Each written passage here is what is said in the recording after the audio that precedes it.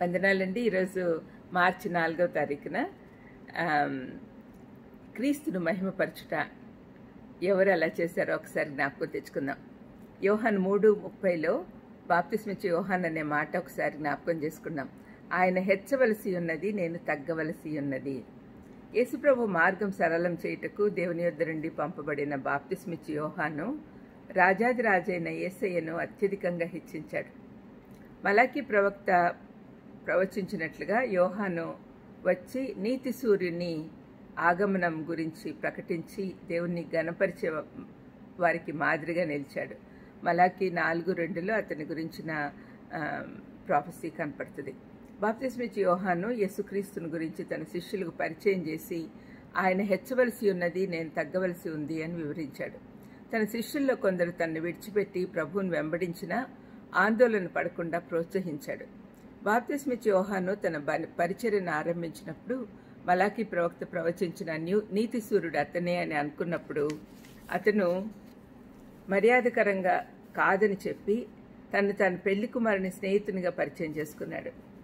తనే క్లెయిమ్ చేసిండొచ్చు, నేనే నీతి సూర్యుడిని, కానీ నిజం చెప్పాడు. నేను ఆయన స్వరాన్ని మాత్రమే, అరణ్యంలో వినపడే ఒక స్వరం మాత్రమే అన్నాడు. ఇంకా తను తగ్గించుకుని నాకంటే శక్తిమంతుడొకడు నా వెనక వచ్చుచున్నాడు, నేను వంగి ఆయన చెప్పుల వారును విప్పుటకు కూడా పాత్రుడని కాను అన్నాడు. అంత తగ్గించుకున్నాడు.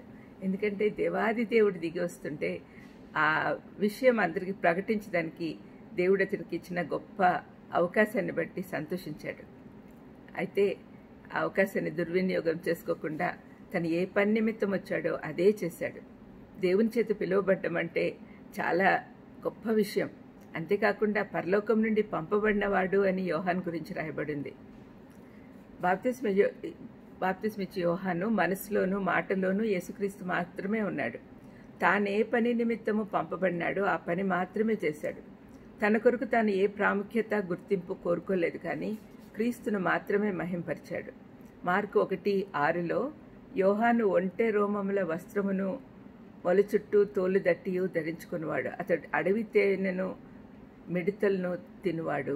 అంటే తిండి విషయంలో కానీ బట్టల విషయంలో కానీ ఏ ప్రాధాన్యత ఇవ్వలేదు. ఏది దొరికితే అది వేసుకున్నాడు, తిన్నాడు. ఈ వాక్య భాగంలో మనకు కనపడే సత్యం ఏంటంటే ఏం తినాలో ఏం ధరించాలో అన్ని చిన్న విషయాలకు ప్రాధాన్యత ఇవ్వలేదు. యోహాను 1:29లో లోకపాపమును మోసుకొని పోవు దేవుని గొర్రెపిల్ల అని యేసుప్రభువును ప్రపంచానికి చూపించాడు. యేసుప్రభు సాక్షిగా పంపబడ్డాడు కాబట్టి ఆ పని తప్ప ఇంకే పని చేయలేదు. ఆయనను మాదిరిగా తీసుకొని మనం కూడా క్రీస్తును మాత్రమే అన్యులకు చూపించాలి. కేవలం స్వరాలుగా మాత్రమే ఉండి స్వార్థ ప్రకటించి యేసుప్రభువును మహింపరచాలి. అది మన గమ్యంగా పెట్టుకోవాలి. ఈనాటి క్రైస్తవ బోధకులు కానీ పాస్టర్లు కానీ తమను తాము హెచ్చించుకుంటున్నారు. అలా కాకుండా దేవుని మాత్రమే, క్రీస్తును మాత్రమే ప్రకటించాలి, ఆయన్ని మాత్రమే హెచ్చించాలి. అది మనం ఎప్పుడు గుర్తుపెట్టుకోవాలని ప్రభు నామమున కోరుతూ ఉన్నాను. ప్రార్థన చేసుకుందాం.